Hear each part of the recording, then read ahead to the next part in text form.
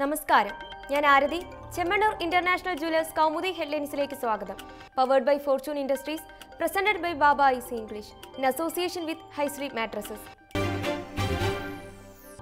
പ്രതീക്ഷയേറുന്ന സന്ദർശനം. സാമ്പത്തിക രാഷ്ട്രീയ സഹകരണം ശക്തമാക്കി പ്രധാനമന്ത്രിയുടെ ജർമ്മൻ സന്ദർശനം. ചാൻസലർ ആംഗല മെർക്കലുമായി നടത്തിയ കൂടിക്കാഴ്ചയിൽ ഒപ്പുവെച്ചത് 8 സുപ്രധാന കരാറുകളിൽ. ജർമ്മനിയും ഇന്ത്യയും ഒരേ തൂവൽ പക്ഷികളെന്ന് നേതാക്കളുടെ സംയുക്ത പ്രസ്താവനയിൽ മോദി.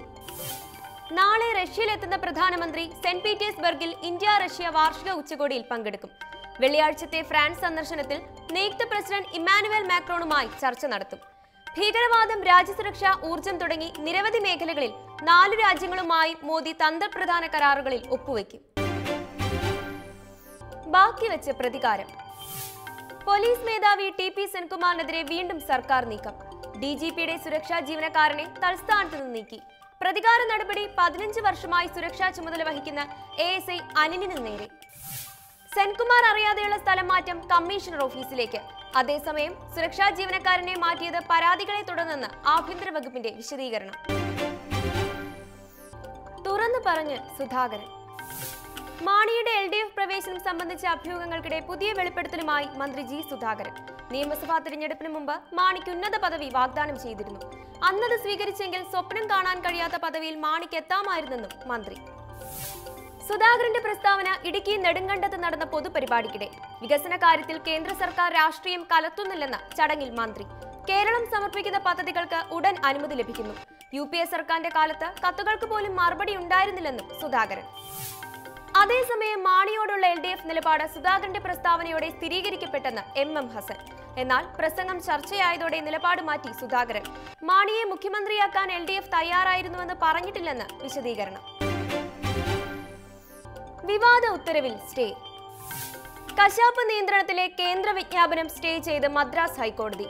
ഉത്തരവിറക്കാനുണ്ടായ സാഹചര്യം വ്യക്തമാക്കാൻ കേന്ദ്ര സർക്കാരിനും നിലപാട് അറിയിക്കാൻ സംസ്ഥാന സർക്കാരിനും നോട്ടീസ്. പൊതു താൽപര്യ ഹർജി പരിഗണിച്ചുള്ള സ്റ്റേ 4 ആഴ്ചത്തേക്ക്. അതിനിടെ വിഷയത്തിൽ പ്രധാനമന്ത്രിക്ക് കത്തെഴുതിയതിന് പിന്നാലെ മറ്റ് സംസ്ഥാനങ്ങളിലെ മുഖ്യമന്ത്രിമാരുടെ പിന്തുണ തേടി പിണറായിയുടെ ഇടപെടൽ. കേന്ദ്ര നടപടി ഭരണഘടനയുടെ അടിസ്ഥാന ശിലകളിലൊന്നായ ഫെഡറലിസത്തിന്റെ ലംഘനമെന്നും കത്തിൽ പിണറായി.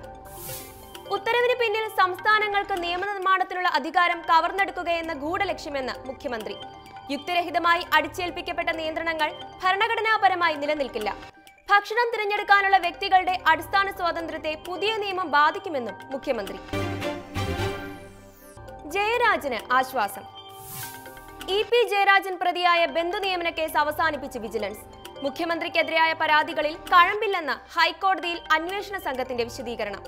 മുൻ വിജിലൻസ് ഡയറക്ടർ ശങ്കർ റെഡ്ഡിക്കെതിരായ കേസിലും ഇതേ നിലപാട് ആവർത്തിച്ച് വിജിലൻസ്.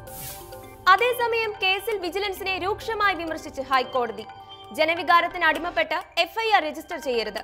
മന്ത്രിസഭാ തീരുമാനം തിരുത്താൻ പോലീസിന്റെ ഭാഗമായ വിജിലൻസിന് അധികാരമില്ലെന്നും കോടതി. കേസ് ജൂൺ 6-ന് വീണ്ടും പരിഗണിക്കും. Chemmanur International Jewellers Kaumudi headline സമാപിക്കുന്നു. Powered by Fortune Industries, presented by Baba easy English in association with high street mattresses.